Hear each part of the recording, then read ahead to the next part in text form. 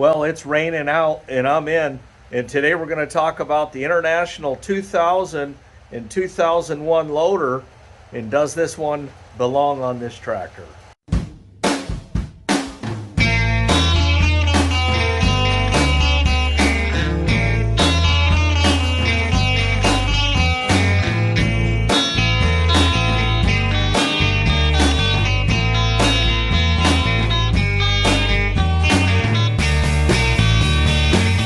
Well, if you've been with the channel a while, you know I have a Farmall 400 with an International 2000 loader. And these 2000 loaders, they were very good loaders. What the 2000 means to me is that's how much it'll lift. I've always taken it that way. We're going to look at the brochure here in a minute and see if I'm exactly right or off a little. Now, this is the 2000 model, and this has 2 cylinders. Dink and dink, and the 2001 had one, I believe, right there in the center. Okay, and that was your difference. Now, the 2000, this was a versatile sucker. I mean, you could put these on International 240s, clear up to the 1066. You put these on a 1026, the 1066, the 966. You can see some of the bracketing here, or I don't know, call it the subframing. And different tractors require different brackets in parts and pieces. This in particular was not made for the Farmall 400. The list that this was made for is long, but conveniently the 400 was not made to be used with this loader. However, it is. So let's figure this out. So we got the bracketing up here, and I don't know exactly what that's really for. If it's for a, say, a 460 or what, I don't know. Maybe it's not just for one particular tractor and it fits a slew of them. Now, the one thing you need to know is I bought this tractor as is, with the loader already attached.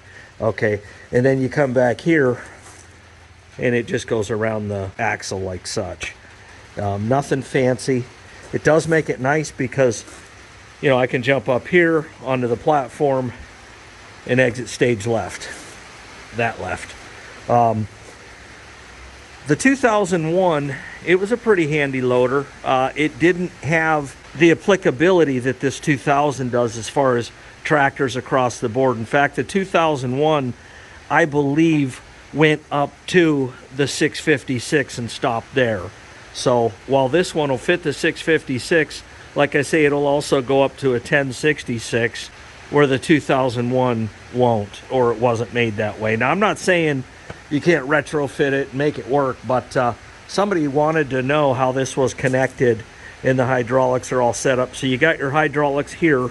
I think on some of the 66 series, you have to flip them so that your hydraulics are up top here. And I'm not going to get into all that, but I'll be honest with you, if I was going to ruin a 1066 with a loader, it wouldn't be a 2000. It'd probably be like a 2350 or something a little heavier duty than this. But so yeah, it just comes back here. This has got the Hydra Touch system. It's got its own, you know, separate reservoir. Right after I got this tractor, I did change out the filter and put new Hytran in it, so that's been taken care of. Actually, there's a video of me pulling out the old filter, and when I pulled it out, it was all, if you've ever seen these, they're like long cylinders pointed at the end, and it's just a screen is what it is. It just slides right in there. Well, the one I pulled out was all crumpled and just smashed. It definitely wasn't filtering, and you could tell that the system hadn't been cleaned out, just the way the loader was going up and down and all around, and the way the bucket tilted as well. So yep, it's got its own system. Typically you'd have, on a normal 400, you'd have a third control right there. This one was broke off, and what that tells me is the guy got mad, whoever owned it, maybe 2-3 owners ago, I don't know. But he got mad because he kept grabbing the wrong lever, the outside lever, and that didn't control that. The lever didn't control the loader, so Larry, trying to control the loader with the lever, got mad and broke it off. I'm blaming a guy named Larry. Those are your two controls, real nice. A lot of times people plumb these in differently to the point where they have a separate valve, you know, and this tractor is kind of nice in the sense that it's not set up that way. Let's go to the other side. All right, we're at the front of this first. I lied. 6-foot bucket there. It's got the extension on it, which I like. Holds more. And we come up, we already talked about the two on the side cylinders. One big one on the left there. And then, of course, you got your, it's in stereo. You got the same setup on this side as you do the other side. And then again, it's just controlled up top there where Larry didn't break off the outer lever. Real simple setup. I mean, there's nothing spectacular about it. You got your brackets here, attached back here on both sides, and there you go. But like I say, the 400 was not meant for this. Does it work? Yeah, it works.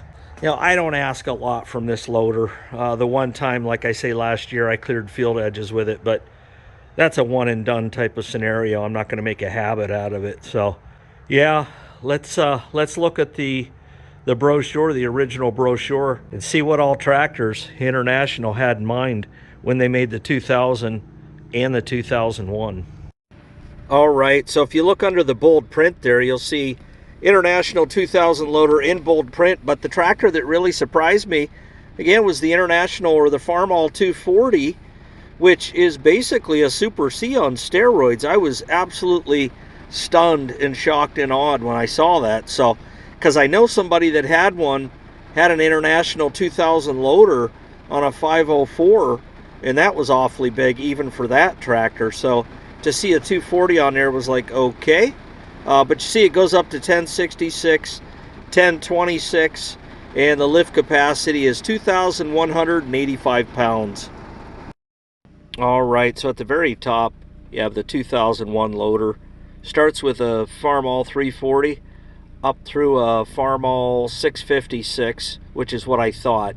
Now, I always looked at the 2001 loader like it was a lighter duty loader because it's a single cylinder.